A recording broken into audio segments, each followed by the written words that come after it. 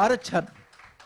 रोपाचं झाड झालं, झाडानं आपलं वैभव सगळ्यांसाठी खुलं केलं, पण स्वतःच्या मातीशी इमान राखलं, बांधिलकी जपली, पण स्वतःमधले पराग केसर म्हणजे आपलं ज्ञान आणि शहाणपण मात्र या रोपानं सगळ्या जगाला दिलं.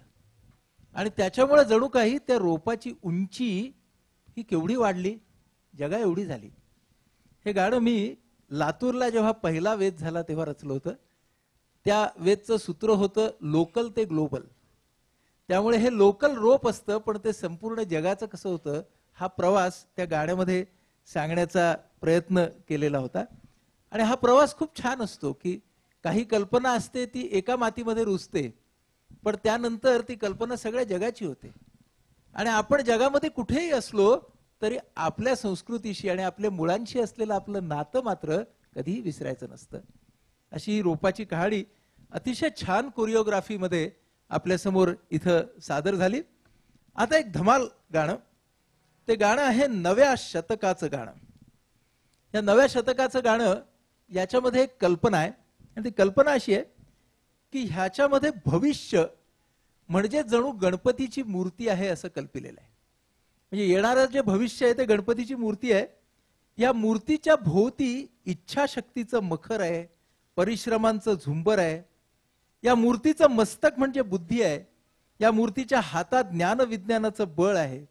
एका बाजूला संगणकाचा मुकुटमणी आहे, दुष्ट निर्दाळनासाठी चक्र आहे, तर भावनांचा ओलावा जपणारं कमळ सुद्धा आहे. तेव्हा हे नव्या शतकाचं गाणं या मूर्ती रूपामध्ये कसं दिसतं ते अर्थातच आपल्याला नृत्याच्या द्वारे सुद्धा दाखवलं जाणार आहे. अनुभवूया नव्या शतकाचं गाणं.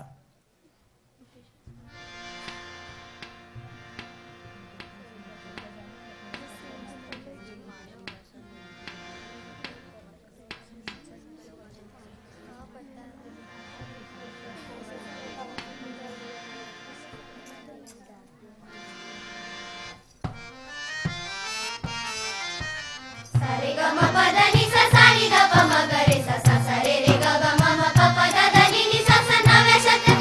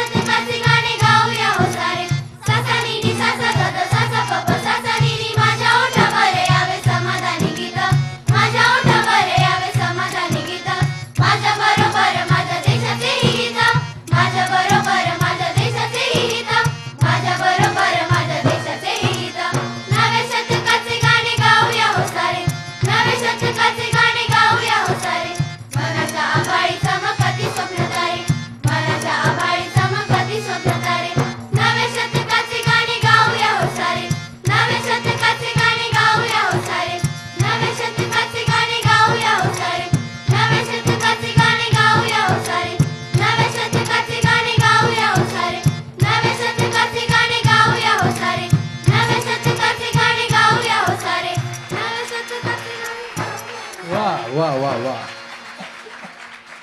मित्रो, आपले सगळे जे गायक, वादक आणि नर्तक आहेत त्यांच्या एनर्जीला, त्यांच्या ऊर्जेला आपल्याला दाद द्यायला हवी.